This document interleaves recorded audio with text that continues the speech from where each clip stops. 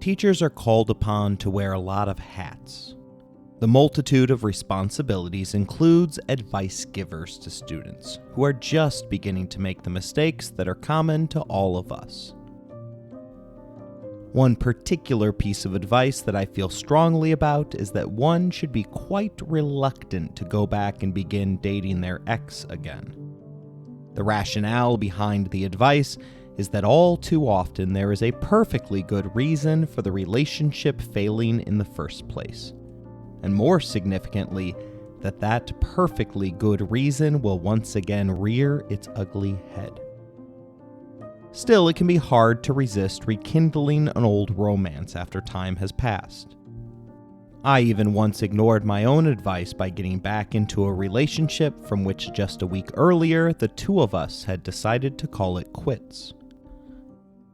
The subsequent day that followed the breakup remains etched into my mind as my friends who were slightly worried about me dragged me out to some local baseball game.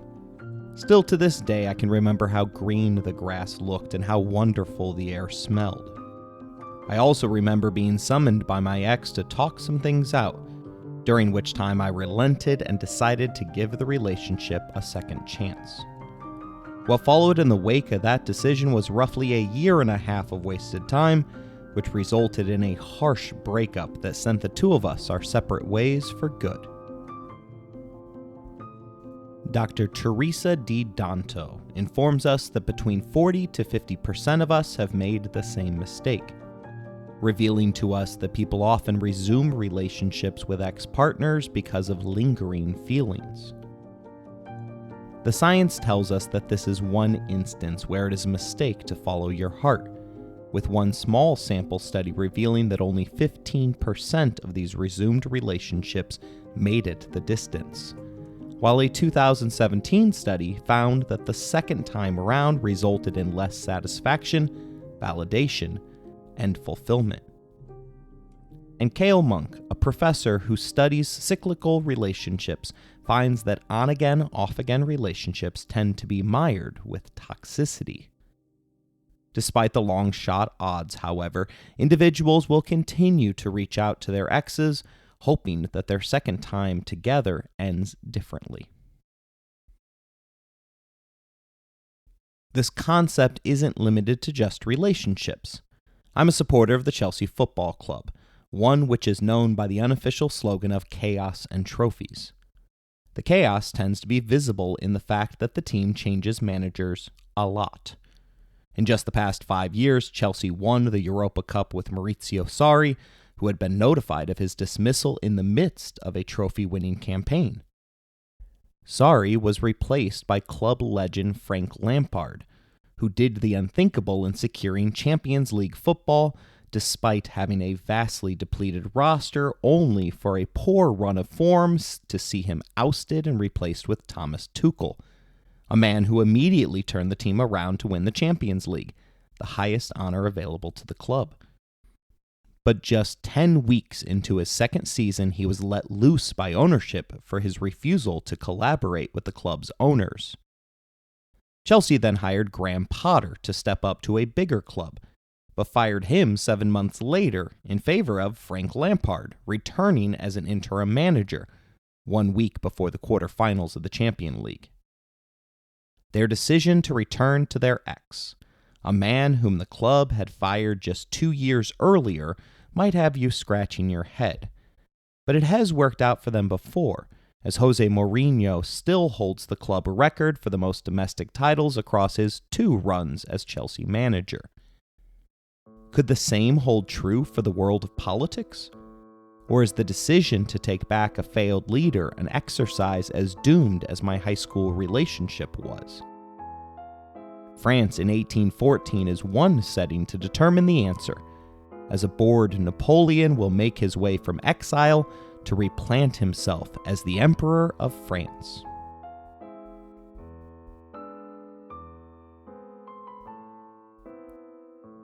You're listening to Empires, Anarchy, and Other Notable Moments, a podcast designed for deep dives that assist in the teaching of history. This episode is the last in a series regarding Napoleon Bonaparte. Episode number 8, Don't call it a comeback.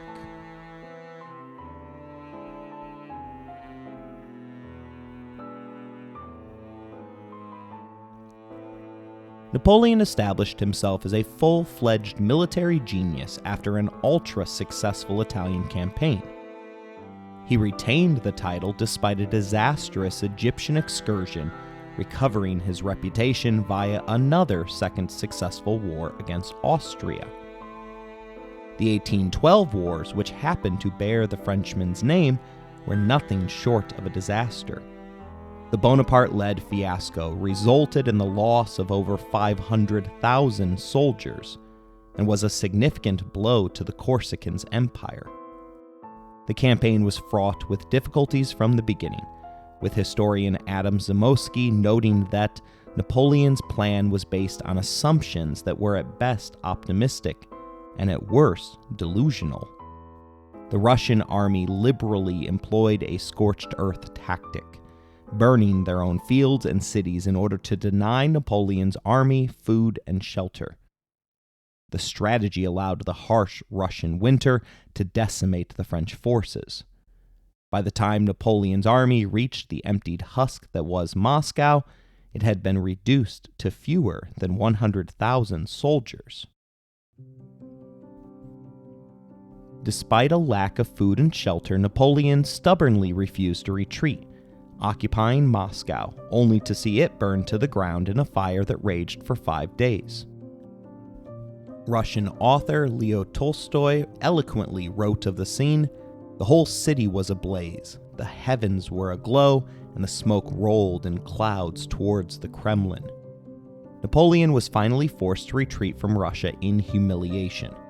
He was given no respite as his retreating army struggled to survive the brutal winter alongside constant attacks from the Russian army, as well as a furious contingent of the peasantry who were out for blood. By the end of the campaign, Napoleon's reputation was in tatters. Historian Alistair Horn notes that Napoleon's Russia campaign was a disaster of epic proportions, which seriously undermined the French Empire's military might and caused a crisis of confidence in Napoleon's leadership. Despite all of this, the emperor arrived back in Paris exuding an aura of self-confidence.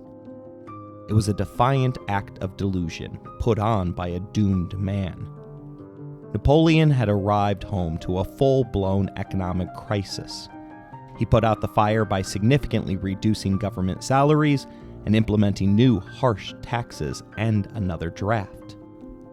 The unpopular policies weren't enough, however, as the stock market collapsed upon news that the Allies arrayed against them had gained possession of numerous frontier factories that were the engine that had kept France humming. The emperor was called to task by France's legislative branch, appearing before them in December of 1813. Napoleon was formally censured and cowed into promising to consult the parliament on all peace proposals received that could conceivably end the war. He had second thoughts, however, on the day after, and proceeded to immediately dissolve the legislative branch. Napoleon was willing to accept peace, even if it would merely be a ceasefire. In November of 1813, he had accepted Austria's terms that France would be restored to its natural frontiers. The proposal had more to do with avoiding the propagandist dream of Russian soldiers marching the Champs-Élysées than any sympathy for Napoleon. But that offer was revoked early in 1814 without explanation. Since the emperor hadn't announced his prior acceptance of the agreement, it was as if it had never occurred. At this double cross, Napoleon entertained the notion of going down with the ship, despite the fact that it appeared to be a hopeless cause, as he only had 80,000 exhausted survivors against 300,000 victorious allies. In desperation, he called up the National Guard, aged reservists, police, forest rangers, and customs officials to restore his offensive firepower, while simultaneously ordering Paris to be turned into a fortress. As was his nature, Napoleon went on the offensive, once again shunning any thought towards organizing a more practical insurgent guerrilla force.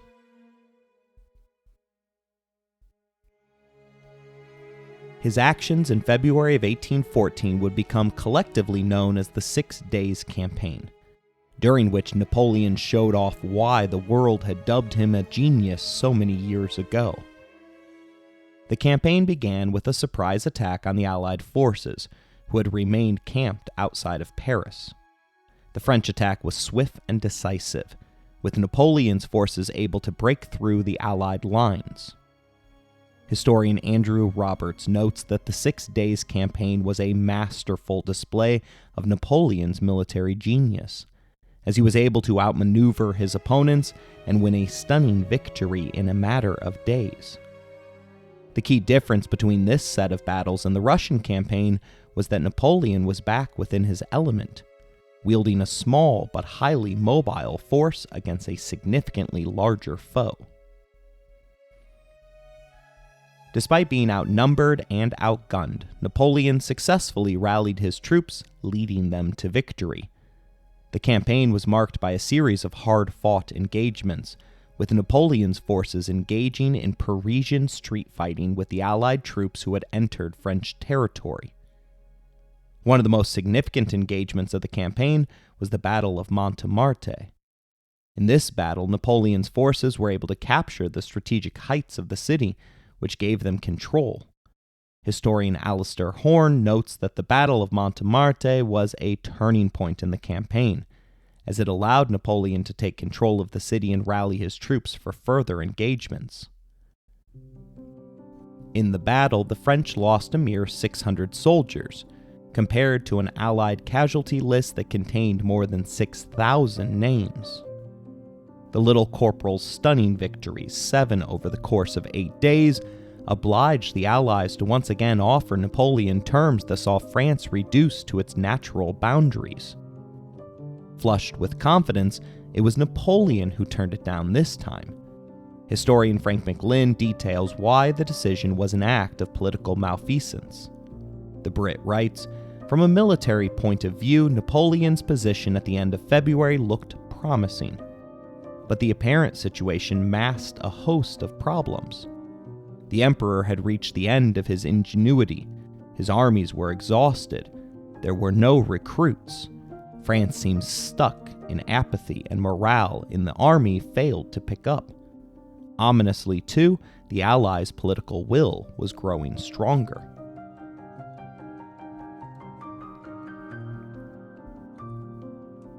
The fighting went back and forth throughout March, with neither side able to achieve a breakthrough. During the Ides of March, a shell exploded directly beneath the emperor's horse, killing the creature instantly, but Napoleon miraculously emerged from the chaos without a scratch. Zamoyski suggests that the fact that Napoleon put himself in such danger may have been a reflection of his suicidal state of mind. The game came to an abrupt end for Napoleon after an intercepted letter from his wife, Marie-Louise, identified his next location. Armed with the information, the Allies joined their armies and marched on Paris, comforted by the fact that the little Corsican was headed the opposite way, towards Saint Dizier, 132 miles to the east of the capital. 3 days later, Paris surrendered, and the limp resistance put up throughout the nation fully collapsed.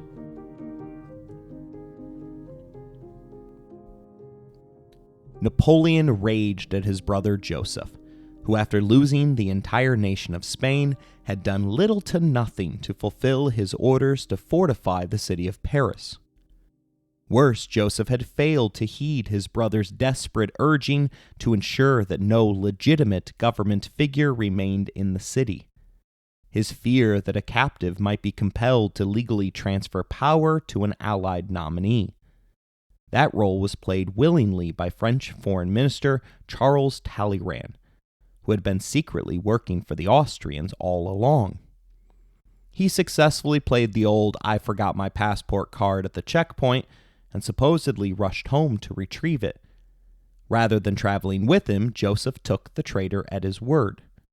Historian Robert Massey reveals that Talleyrand's decision to stay behind in Paris and negotiate with the Allies was a masterful stroke of political maneuvering.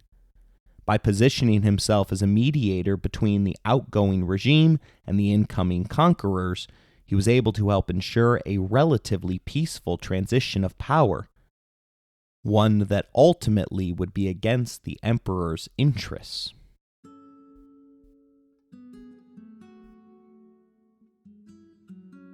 Still, Napoleon persevered to fight on at the head of his remaining 60,000 men.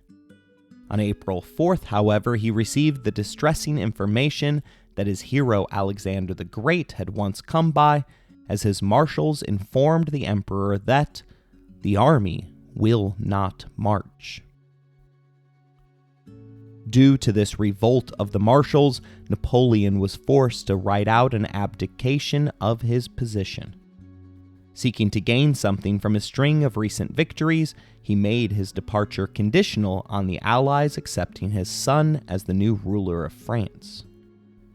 His request was summarily rejected, and 2 days later he put pen to paper ordering an unconditional surrender. 5 days later, the Allies accepted, agreeing to the Treaty of Fontainebleau.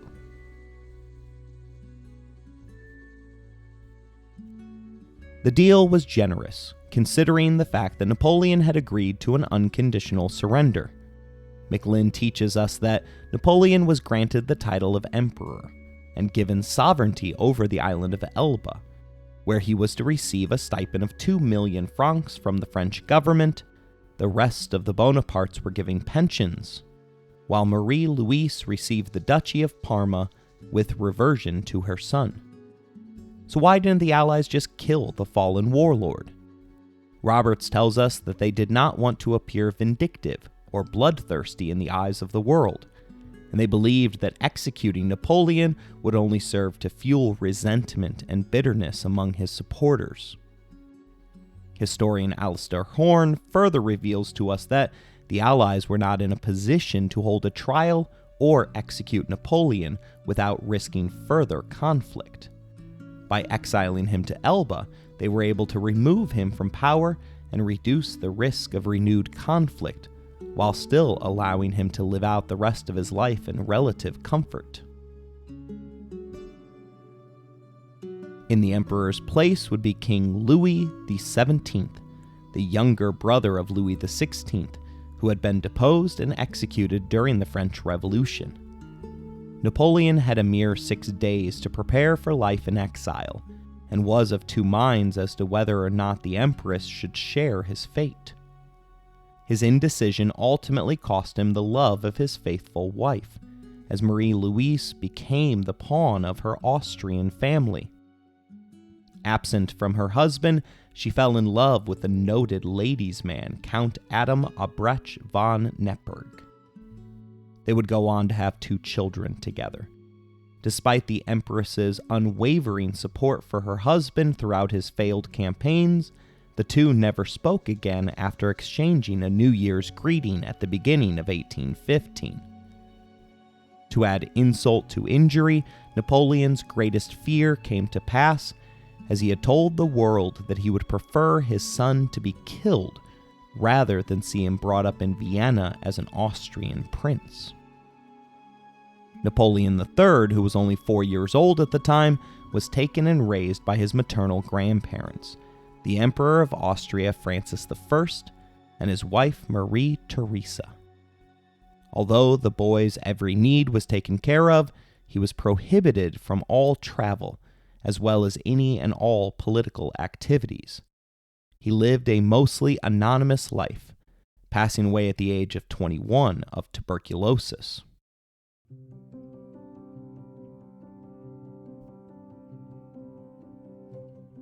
Napoleon began his sentence after being escorted to his captor's ship. The British insisted on subjecting their enemy to a perp walk, leading him past massive crowds of Frenchmen who consoled themselves by burning their emperor in effigy. It was a far cry from the Roman-styled triumphs that had previously been thrown in his honor. At one point, his guards were forced to push back the mob, which longed to lynch the Corsican. He was ferried to his new kingdom under the guard of 62 hostile Polish lancers, but was later joined by 600 members of his loyal guard. The island of Elba, located off the coast of Tuscany in Italy, was a small and relatively insignificant place when Napoleon arrived there in May of 1814. At the time, it was part of the Grand Duchy of Tuscany, which was ruled by the Habsburgs. Elba had a population of around 12,000 people, most of whom were engaged in fishing, agricultural, and maritime trade. The island was about 28 square miles in size, a bit larger than the island of Manhattan, and a full 12 square miles smaller than the city of Paris. It represented quite a step down for a man who had recently controlled nearly the entirety of continental Europe. German philosopher Hegel described the emperor's sudden change in fate with the words, "It is a frightful spectacle to see such a great genius destroy himself. There is nothing more tragic in Greek literature. The entire mass of mediocrity, with its irresistible leaden weight, has succeeded in bringing down the highest to the same level as itself." At least the view was good, as the island had a rugged and mountainous terrain with some fertile valleys. The island's main town, Portofiero, was a small but bustling port, with narrow streets and houses built in the Italian Renaissance style.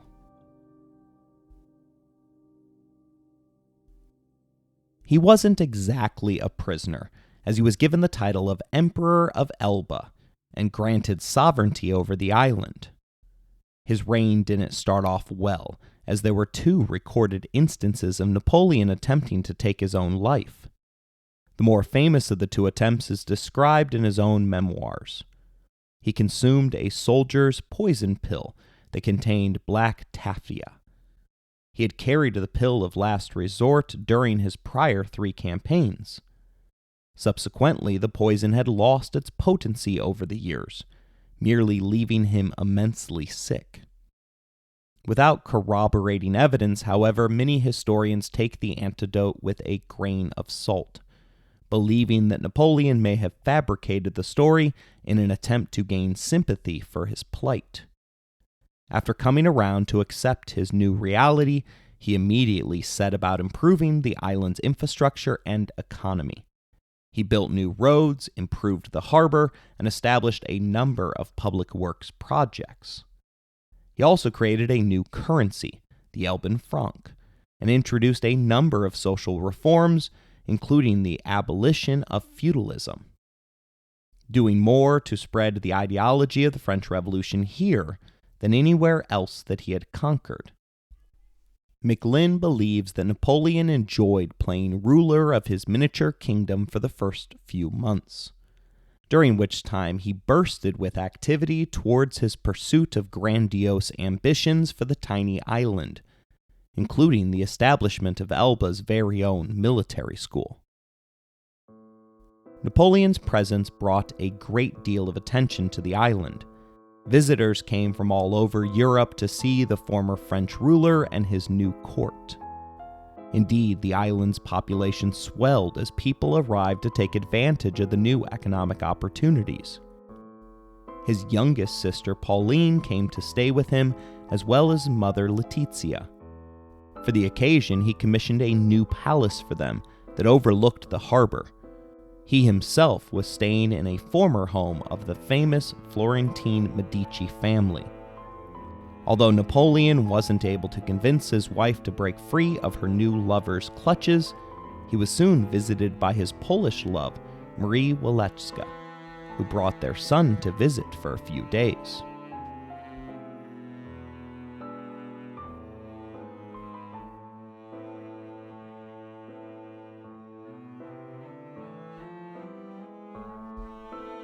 It's impossible for a tiger to change its stripes.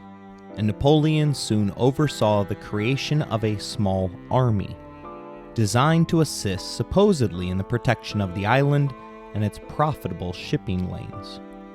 Although the Treaty of Fontainebleau cautiously limited his forces to a mere 1,000 men, Napoleon ensured that the soldiers that he did have were in top fighting condition.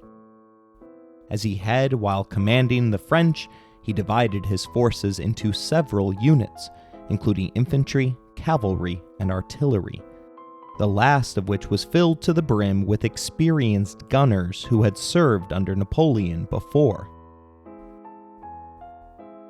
Despite his improvements, life on Elba wasn't easy for Napoleon. He was confined to a relatively small area of the island, existing under constant surveillance by the Allied powers that had exiled him there. Beneath the strain, he suffered from bouts of ill health and was often found to be in a state of deep depression. Philip Dwyer notes that Napoleon was certainly prone to bouts of depression, particularly during moments of crisis, and his exile on Elba was certainly such a moment. The historian goes on to describe how Napoleon's depression manifested itself on Elba, noting that the emperor often spoke of feeling melancholy and desolate, and he complained of feeling morose and irritable. Another historian, Alan Forrest, notes in his book Napoleon that the conditions of exile on Elba were difficult for Napoleon, who was used to the grandeur and ceremony of imperial life. He was isolated and found it difficult to adjust to the mundane routines of daily life on the island.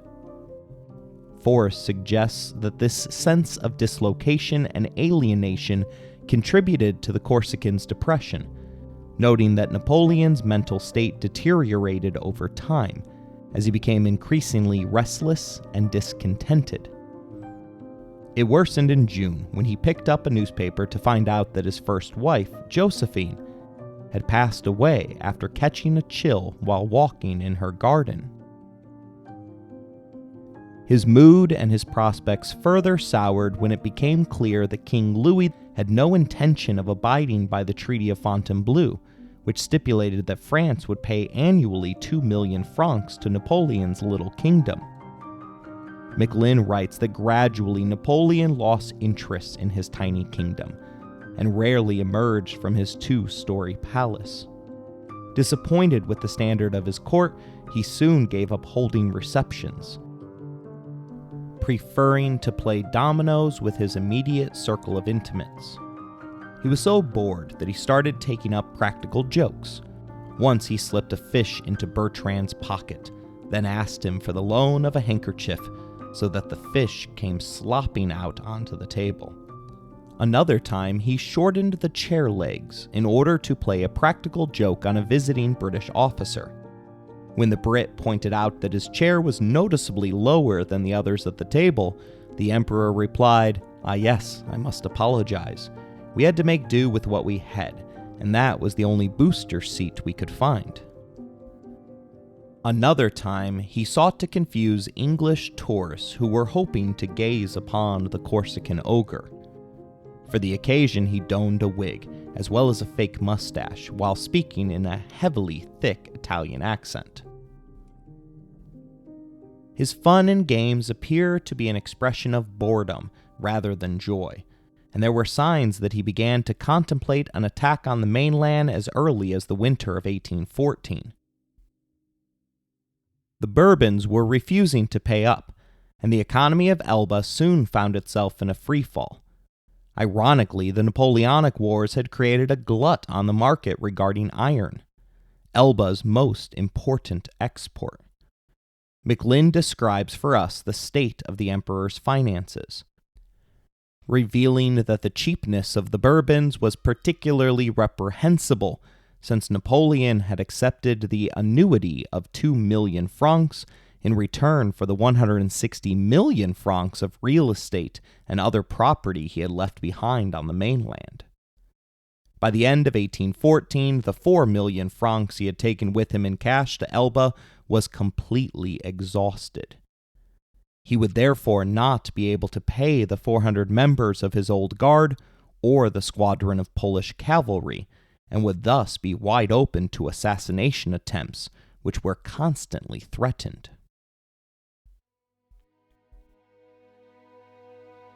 Reports were persistently reaching the Bonaparte estate that the allies which had deposed him were in a state of disarray, with Tsar Alexander raging against the excess of Louis's newly restored French court. At one point, the Tsar was so offended that he told confidants that one would think that it was actually he who put me on my throne. In his first action, Louis had fired the loyal armsmen of Napoleon, relegating the mighty French army to the scrap heap. He restored Catholicism and worked to wind back the clock on the gains of the French Revolution. Urban workers were dismayed at the effects of the dismantling of the continental-wide boycott of England, as the markets immediately became flooded with cheap British goods. The final push for a return to the mainland came from Napoleon's mother, who told her son, "Go fulfill your destiny. You were not made to die on this island."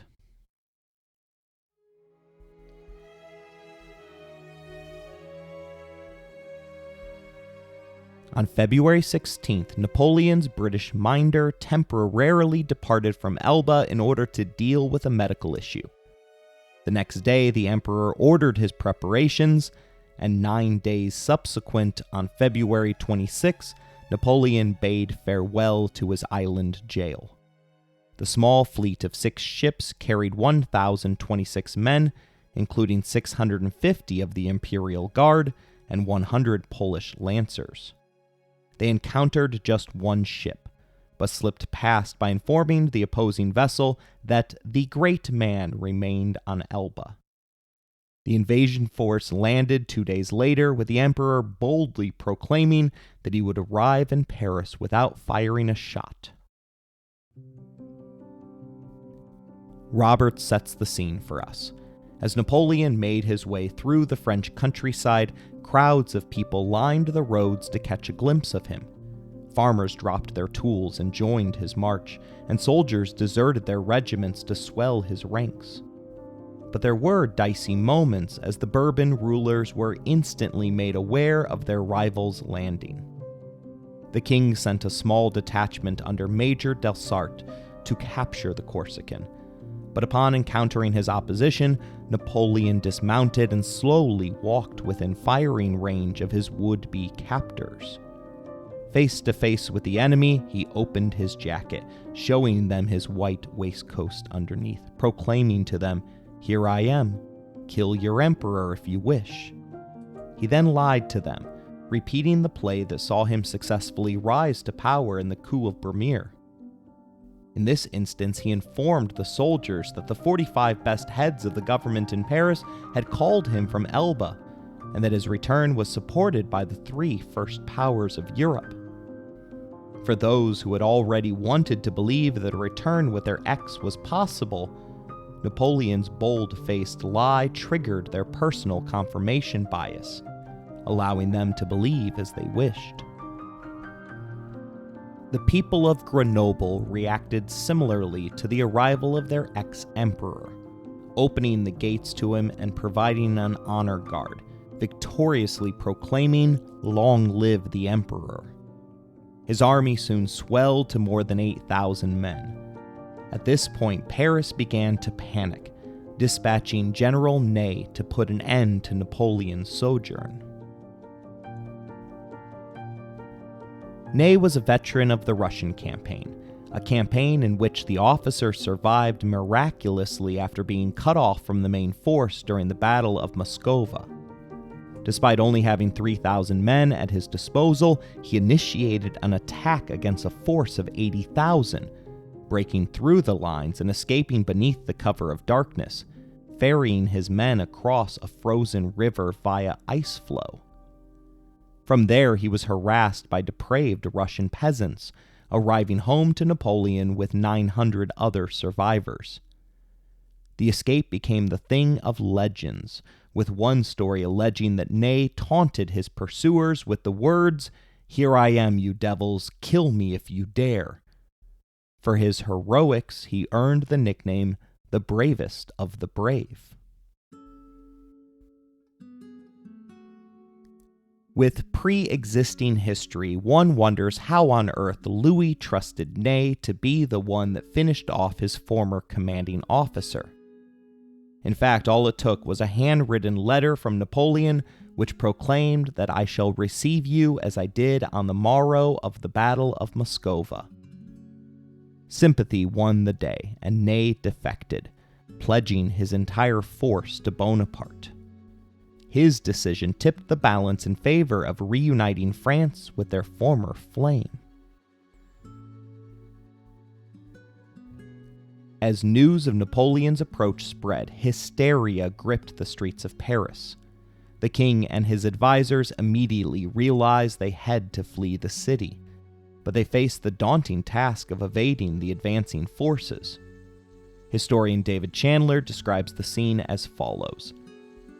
The French monarchy was caught in a state of complete disarray. Louis XVIII and his entourage hurriedly packed their bags and fled the city, leaving behind a sense of chaos and confusion. The king's escape was fraught with danger and uncertainty. He and his advisors traveled in disguise, changing their route frequently to avoid detection. At one point, they were nearly discovered by a group of Napoleon's soldiers, but managed to slip away just in time. As they made their way through the countryside, Louis XVIII's nerves began to fray. Historian Paul Britton Austin tells us that the king was a nervous wreck. He had never been a brave man, and the fear of falling into Napoleon's hands was almost too much for him to bear. Napoleon's triumphant return to Paris was met with mixed reactions.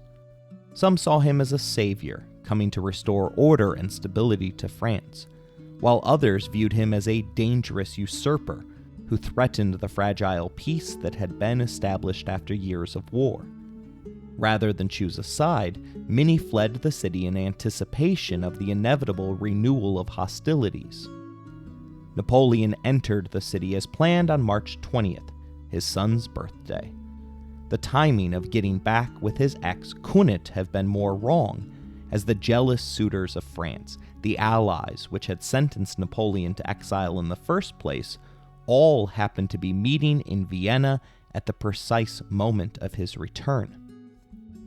Austria's Metternich discovered the news of Napoleon's imminent arrival at 7 a.m., and by 8 a.m., the Russians, Germans, and British had all declared war on France.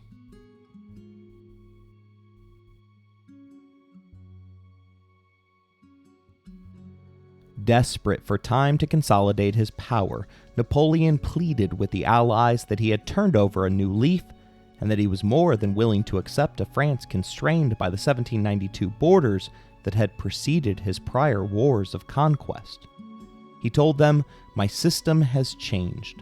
No more war, no conquests." He then asked rhetorically, "Can one be as fat as I am and have ambition?" They responded by naming him an enemy of humanity, and a promise that if captured he would be banished from Europe forever.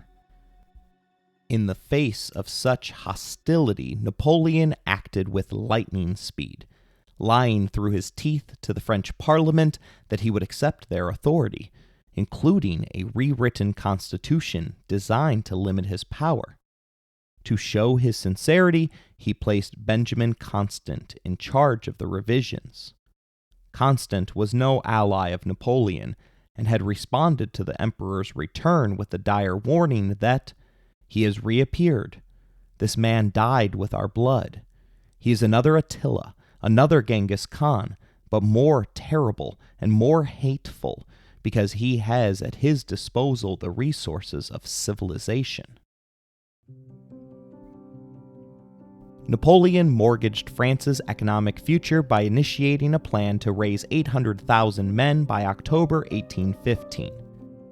If he could manage to trick the Allies into focusing their ire on a fortified Paris and Lyon, he would be able to hold out long enough to see his new force fully trained. Lacking, however, were leaders ready to grab the martial batons. The prior wars had seen his officer corps decimated, and his downfall had resulted in more than a few betraying him in his final days, as each sought to cut out their own sweetheart deals. Thus he began the 100 Days campaign with a mere 280,000 troops, led by incompetent underlings. Surprisingly, the worst of which was Ney, whom Napoleon would come to wish had died on his fateful escape from Russia. McLean is brutal to Ney, referring to him as a French sloth, as well as writing that the decorated French marshal was a singularly useless human. Assembled against France were 5 separate armies, totaling 662,000, led by talented commanders, all of whom had already defeated the Little Corporal.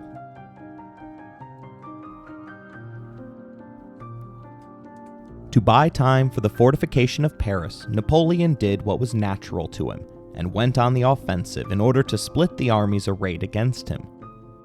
British commander Arthur Wellington, the victor of Spain, and Prussian General Gerhard Blücher were shocked at the speed which Napoleon descended upon them.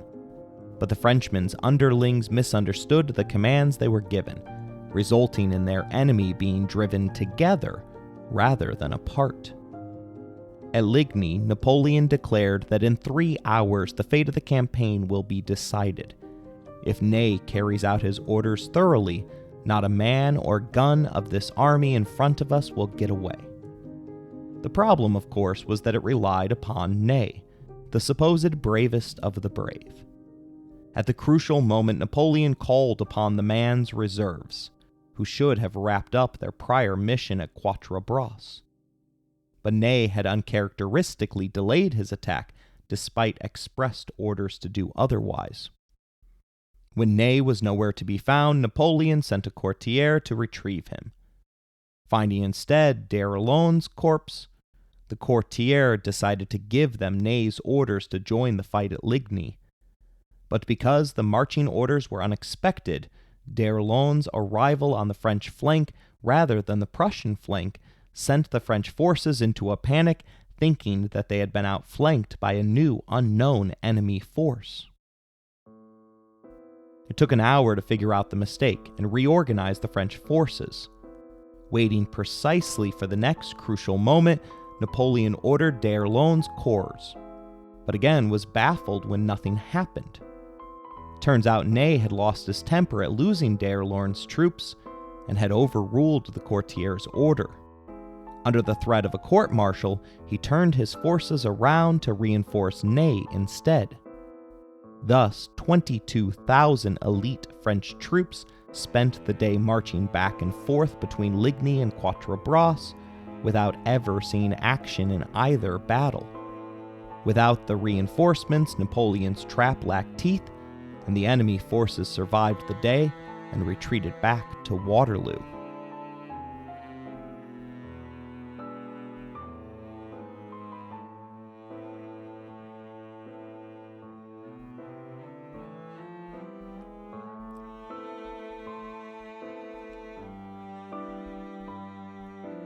Waterloo, located in present-day Belgium, wasn't yet famous.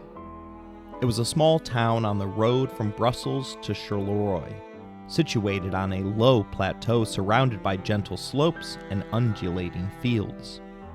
The area was rural and sparsely populated, consisting mostly of farmland, woods, and small villages.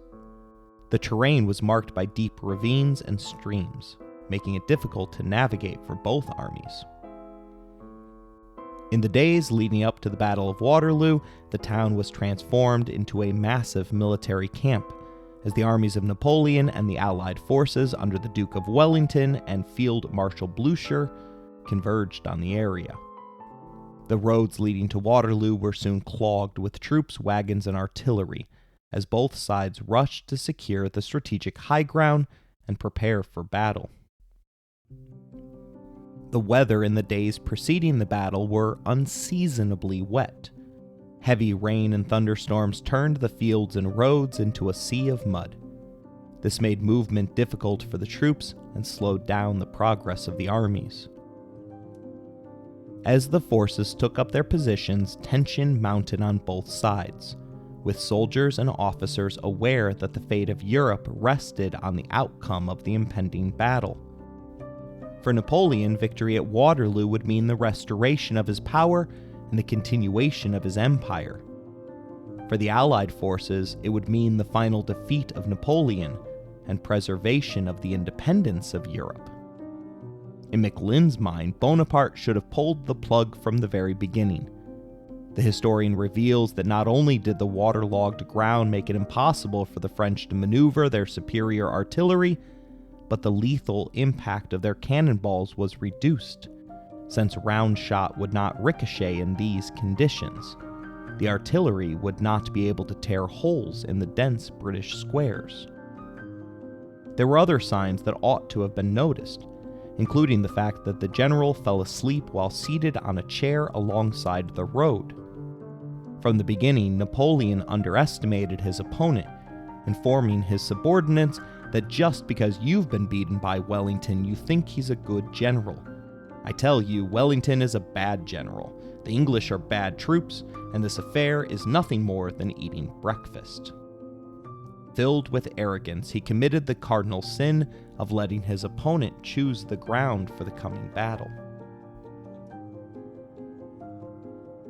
The French began the fight with an unimaginative full frontal assault, during which Napoleon estimated his odds of winning at 90%. Around 3 p.m., the incompetent Ney initiated a cavalry charge without infantry backup. Although he personally survived, his unsupported horsemen were cut to pieces. An hour into the fight, Napoleon reassessed the field and lowered his odds for victory to just 60%. His confidence rose over the course of the next few hours, though, and Wellington was heard to remark, "God bring me night or bring me Blucher." But it wasn't Blucher that surprised the French. Rather, it was the sudden appearance of the First Foot Grenadiers, who changed the course of history.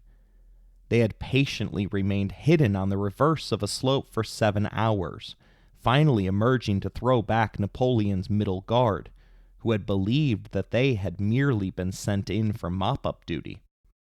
As calls of "the guard is retreating" began to emerge, the Prussians broke through the French left and annihilated the remaining confidence of Napoleon's forces.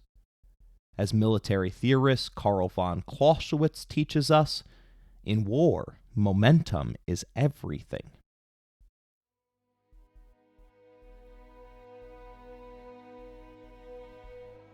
McLean writes, "It was not more than 10 minutes after the arrival of the Prussians that Wellington rode to the crest of the Mont Saint Jean ridge and waved his hat 3 times in a pre-arranged signal to order a general advance. The entire Allied army descended from the ridge like a torrent. 3 battalions of the Old Guard took up their stations, covering the flight of their emperor and their comrades. Their commander, General Cambronne, was called on to surrender, but refused, uttering one defiant word in reply to his adversaries, murd, or shit in English. The Allies brought up big guns and mowed down the valiant guard where they stood." Historian Andrew Roberts gives us perspective, telling us that the Battle of Waterloo was a savage and deadly encounter, with tens of thousands of men losing their lives or being wounded in the course of a single day. Estimates vary, but it is believed that around 50,000 men were killed or injured in the fighting. The scale of the carnage was unprecedented, and it left a lasting impression on those who witnessed it. Despite the cost, however, the battle was a decisive victory for the Allied forces, and it marked the beginning of a new era of peace and stability in Europe. But Napoleon had managed to escape. With 117,000 men still alive and ready to defend Paris, he imagined that he could hold off the Allies, still 500,000 strong, long enough for reinforcements to arrive. He even dreamed of having 80,000 sharpshooters in position to halt the Allies' crossing of the Somme. But rather than reviving his dictatorial ways in order to rally the nation to sacrifice everything, Napoleon returned to Paris intent on living within the constitutional limits that had been recently set up for him. There were plenty of allies that encouraged him to head a 1793-styled revolution, one that surely would have brought back terror in order to shape France to his needs. But the Corsicans steadfastly refused.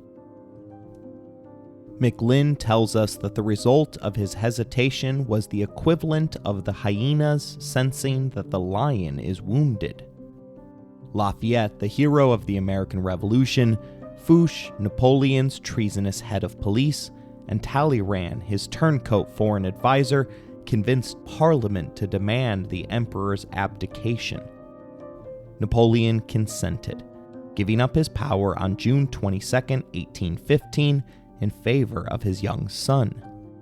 He vainly claimed to be sacrificing himself for his love of the nation.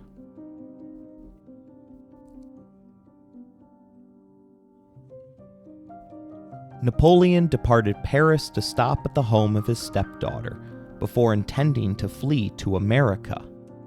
But Foch played a double game, delaying the ship through back channels in order to give the British time to negotiate for the prize that had always eluded them. One of the most striking images in French history was made on July 8th, as Napoleon, the former emperor who had made all of Europe tremble, boarded an insignificant rowboat bound for an anonymous frigate. Meanwhile, Louis XVIII re-entered the city of Paris to reclaim his family's birthright. It had been exactly 100 days since the king had fled the capital upon hearing about his adversary's escape from Elba. Napoleon's departure was delayed at port until July 13th, at which point Napoleon chose to put his fate into the hands of the British rather than risk setting out on a whaling boat, hoping to hitch a ride with the first ship that they managed to flag down along the high seas. But the emperor was the victim of deceit, as the English captain of the Bellefonds claimed that the nation desired to treat him with honor. But Lord Liverpool, one of the three men who would decide Napoleon's final resting place, wrote, "We wish that the King of France would hang or shoot Bonaparte as the best termination of the business. If the King of France does not feel himself sufficiently strong to treat him as a rebel, we are ready to take up upon ourselves the custody of this person." Once upon the British warship, he was treated as a prisoner of war, something that Napoleon fought against, claiming that his willingness to go peacefully with the English meant that he was there of his own free will. The Corsican stated for the record that "I am not a prisoner, but the guest of England. If the government, in ordering the captain of the Bellefonds to receive me as well as my suite, desired only to set a trap, it has forfeited its honor and sullied its flag." English historian Charles Estelle writes that Napoleon's belief that he had been unfairly treated by the British was deeply held and sincere. He was convinced that he had been tricked into surrendering, and that his subsequent captivity and trial were unjust and illegitimate. Regardless of his own feelings, Napoleon was forced to board the Prometheus and set sail under guard to St. Helena, the lonely rock where he was to be chained for the rest of his life. St. Helena is a remote, windswept island located in the South Atlantic Ocean, about 1,200 miles west off of the coast of Africa. It is a volcanic island with rugged cliffs, deep valleys, with rugged terrain that make it a truly dramatic and awe-inspiring place. The island was discovered by Portuguese explorers in 1502, and it soon became an important stopping point for ships traveling between Europe and the Far East. Over the centuries, St. Helena was visited by countless explorers, traders, and travelers, many of whom left their mark on the island's culture and history. In 1659, the English East India Company established a permanent settlement on the island, and it became a key British possession. It is a tiny island, just 10 miles long and 6 miles wide, with a population today of around 4,500 people. The terrain is rugged and mountainous, with steep cliffs plunging down to the sea below. The island is covered in lush vegetation, including tropical forests, grassy hillsides, and rugged cliffs. Historian Alan Schaum informs us that the island's remoteness is legendary, as it lies hundreds of miles from the nearest landmass, surrounded by treacherous seas and subject to sudden squalls. The climate on St. Helena is subtropical, with mild temperatures and frequent rainfall. The island was so damp the residents had to heat up the playing cards to prevent them from sticking together. On the plus side, the island is home to a diverse range of flora and fauna, including endemic species of birds, plants, and insects that are found nowhere else in the world. For the Frenchman and his companions, the combination of climate and indigenous disease would prove lethal. Historians have described St. Helena as a forbidding and isolated place, where the natural beauty of the landscape is tempered by the harsh reality of its remoteness and inhospitable terrain. According to one historian, the island is a place of exile, a rock in the middle of the ocean, a place of confinement where the walls of the prison are the cliffs of the island. Another historian described the island as a barren and desolate place, where the loneliness of the landscape is matched only by the isolation of its inhabitants. And J. David Markham notes that the island was as far from civilization as any place on Earth. Upon witnessing his final destination, Napoleon reportedly stated that he would have been better off if he had stayed in Egypt.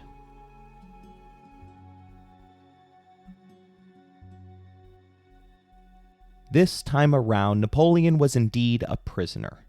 Rather than the governing mansion on Elba, his first night on St. Helena was within a boarding house in the port of Jamestown. He spent the next 2 months loafing around the pavilion of the house of an East India Company agent. His final residence was at Longwood, the former summer house of the island's lieutenant governor. Its 44 rooms each measured the size of a cramped prison cell. The rats of the building didn't seem to mind their new French residents, as they remained bold enough to run beneath the feet of Napoleon when he was seated for dinner. The former emperor was allowed to maintain 12 servants and 3 officers. Henry Gratian Bertrand was one of them.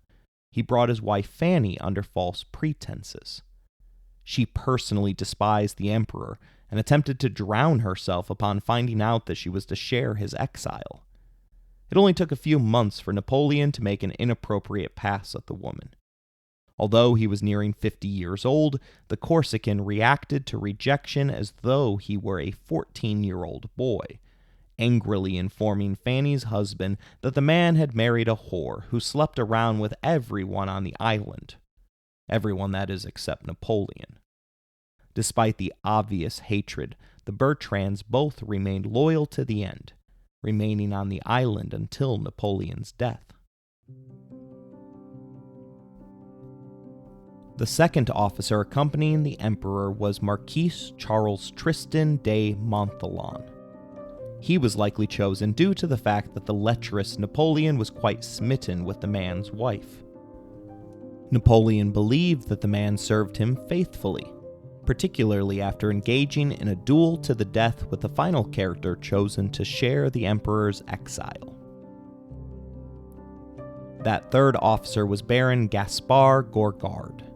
His experience on St. Helena was one of frustration and disillusionment, quickly becoming disillusioned with life on the island, feeling that the British authorities were unnecessarily harsh and restrictive in their treatment of the exiles. He also clashed with other members of Napoleon's entourage, including the Bertrands, whom he saw as overly subservient to the emperor. Despite these difficulties, Gorgard remained fiercely loyal to Napoleon and worked tirelessly to improve his living conditions on the island. He was one of the few exiles who was allowed to visit Napoleon regularly, and he became one of the emperor's most trusted confidants during the final years. After Napoleon's death, however, Gorgard returned to France, where he faced criticism and ridicule from those who portrayed him merely as a lackey of the fallen emperor. He wrote several books about his experience on St. Helena, including a detailed account of his personal conversations with Napoleon that was published in 1823, the contents of which earned Gorgard the title of Judas. McLynn tells us that the military historian was responsible for spreading 3 blatant lies regarding life on St. Helena. First was the lie that Napoleon had an immense treasure of gold and silver hidden at Longwood, which would allow him to escape from the island whenever he chose. Secondly, he claimed that St. Helena had a healthy climate. And lastly, that Napoleon's history of illnesses were mere propaganda, designed to elicit sympathy from British nobles. The climate and his issues with illness were in fact interlinked. The island was home to a waterborne parasite that made amoebic dysentery endemic to the island. The disease was spread through the ingestion of contaminated food or water, or through close contact with an infected person. Napoleon's home of Longwood had no running water of its own, and servants had to fetch it from a well 3 miles away. Once the parasite enters the body, it can invade the lining of the intestines, causing inflammation and damage to the intestinal wall. One of the most common symptoms of this form of dysentery is frequent loose bowels that may contain blood or mucus. Other symptoms can include cramping abdominal pain, fever, and fatigue. In severe cases, the infection can lead to dehydration, malnutrition, and other serious complications. Amoebic dysentery was a significant health concern for Napoleon and his entourage during their exile. The disease was widespread on the island, and many of the residents and exiles suffered from its debilitating effects. Napoleon himself is believed to have contracted dysentery at least once during his time on St. Helena, and the illness may have contributed to his declining health in the years leading up to his death. At least 56 of the 630 British guards also contracted the illness. Despite the best efforts of his doctors and attendants, there was little that could be done to cure the disease at the time, and many of the island's residents suffered greatly as a result.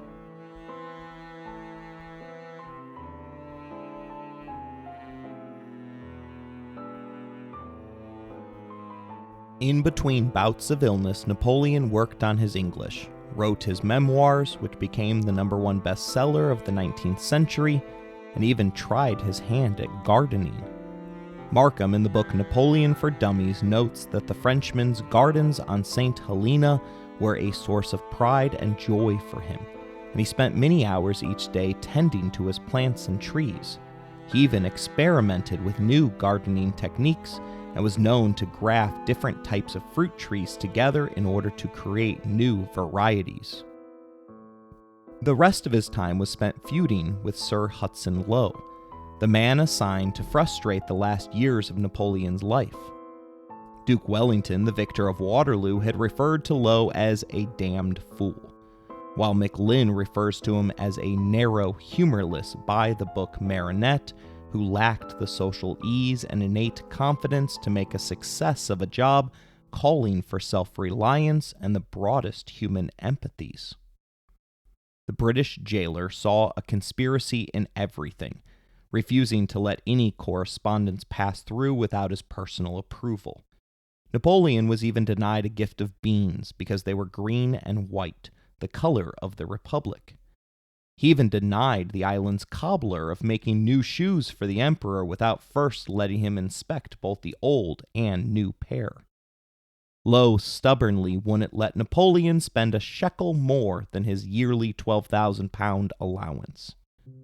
His constant presence annoyed the Corsican, as Lowe only referred to him as general rather than the requested honorific of emperor.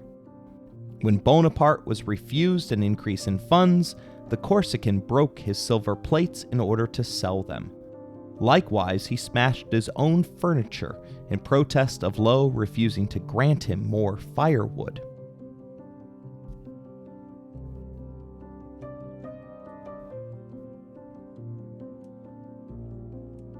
As annoying as Lowe was, illness proved to be Napoleon's other big problem. Regular bouts of sickness, followed by periods of robust health, occurred throughout his 6-year exile.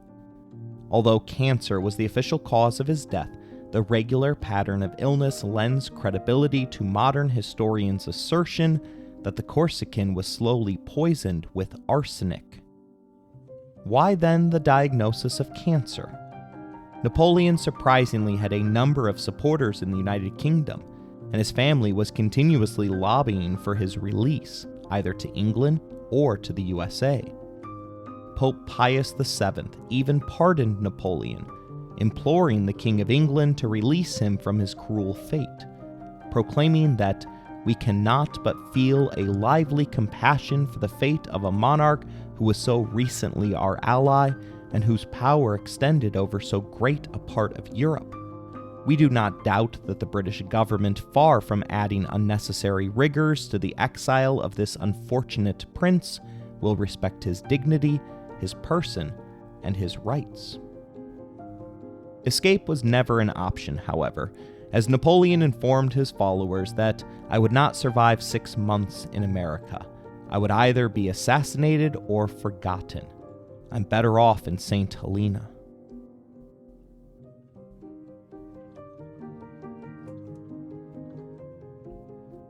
In 1817, Dr. John Stokey, a British naval surgeon, claimed that Napoleon was suffering from hepatitis. Historian Andrew Roberts tells us that Stokes' diagnosis of hepatitis is probably correct, as the symptoms were all there. The yellowing of the skin, the fever, the loss of appetite, the fatigue, and the swollen liver. The cause was almost certainly the poor sanitation on the island, as hepatitis A is often transmitted through contaminated food or water. The implication of Stokes' diagnosis was that his patient would likely make a full recovery if he were allowed to leave the island. Politics reared their ugly head after the diagnosis went public, with the doctor having his pension denied despite the fact that he was just 9 months from retirement. In April 1821, Dr. Archibald Arnott was brought in to replace Stoke. This second doctor claimed that the emperor was merely faking his illness.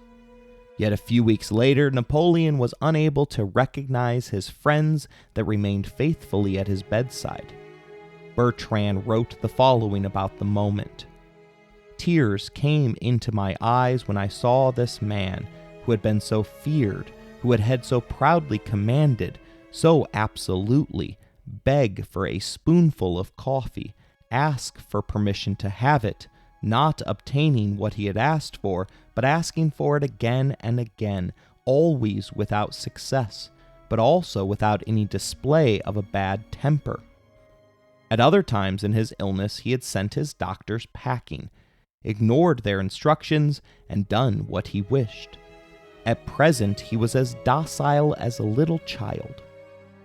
As the illness remained into the month of May, the Brits rushed into action with 2 new doctors recommending a dose of chamomile to produce a bowel movement. His personal Italian doctor, Francesco Antamarchi, immediately protested, believing that such an act would cause an internal hemorrhage that would surely kill the patient. He was overruled, however. 9.5 hours later, Napoleon uttered his final words. France? Army? Tête d'armée? Josephine.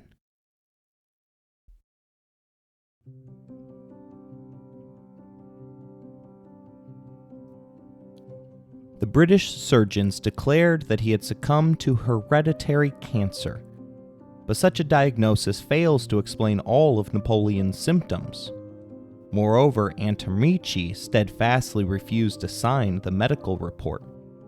Subsequent autopsies align with the Italian stance, as Napoleon was described to have a steady layer of fat covering his entire body, a finding that runs against the course of cancer, which inevitably causes the patient to become emaciated.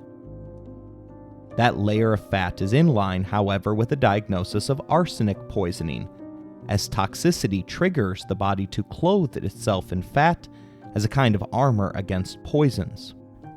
Another piece of the puzzle is the fact that Napoleon's body remained perfectly preserved when it was removed from St. Helena to be reburied in France 19 years later.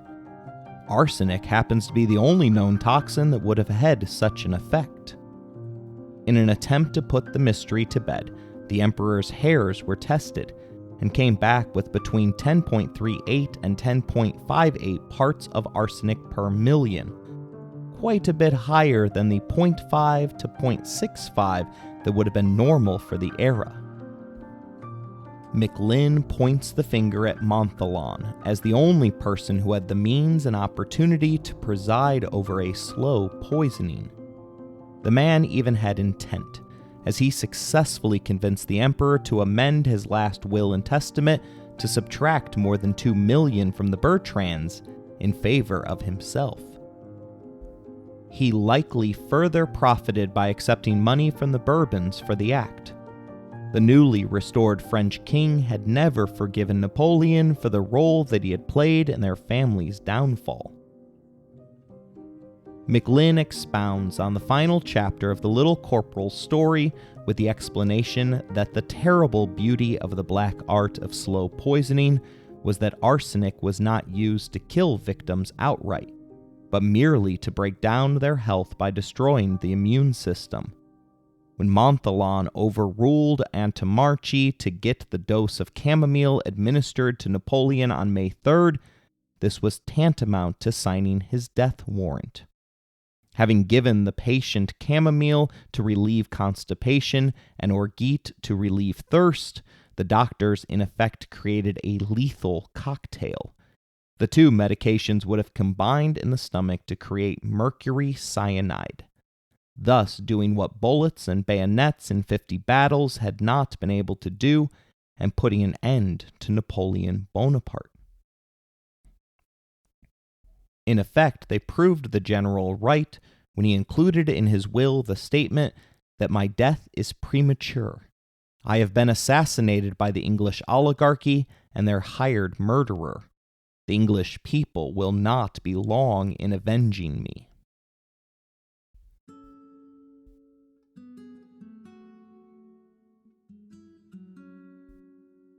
The founder of analytical psychology, Carl Jung, believed that the human psyche consists of both the conscious and the unconscious mind, and that the latter is not just a repository of repressed desires and traumas, but also contains universal symbolic patterns and images that are shared by all human beings.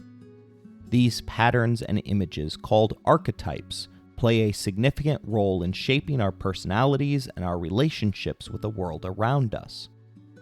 Napoleon is one of those shared archetypes, existing as the model of a great major modern general, a throwback to the ancient heroes that we continue to study in our world history classes.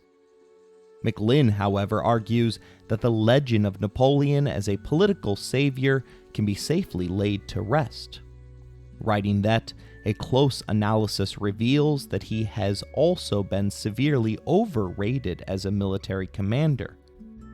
There is much hyperbole of the greatest captain of all times variety, but this cannot survive critical scrutiny. He had 2 great victories at Austerlitz and Friedland, but otherwise his record was not outstanding. He won Marengo only because of Desaix and achieved a great victory at Jena-Austadt only through Davout. He scrapped through Wagum by the barest of margins, was fought to a standstill by the Russians at Eylau and Borodino, and lost badly at Leipzig and Waterloo. He was at his best when commanding smaller armies. It is significant that his best campaigns overall were those of Italy in 1796-97, Egypt in 1798-99, and France in 1814, when he fought a series of smaller engagements against an enemy not present in overwhelming numbers. There can be no denying that Napoleon occupies a high rank in the military history of the ages, but he cannot be counted among the handful of peerless commanders. There is nothing in his record to compare with Alexander the Great's undefeated record in the 4 battles, nor can he compare with a commander like Genghis Khan's Subadai, who was undefeated in a 30-year career of battles in Mongolia, China, Persia, Russia, and Hungary. At his peak, Napoleon never faced another commander who was nearly his equal in talent. McLynn instead proposes a different Jungian archetype, one that was born on one island, exiled to a second, and died on a third after having been defeated by a fourth island, England. But if you prefer Greek mythology instead, the historian tells us that the traditional hero, like Hercules, traverses hell as Napoleon did in Russia in 1812, and Prometheus himself, who gave man fire, was chained forever to a rock where a vulture gnawed unceasingly at his entrails. Chained to a rock at St. Helena, Napoleon became the sacrificial victim who in French cultural mythology, more than any other man, represents the nation and its glory.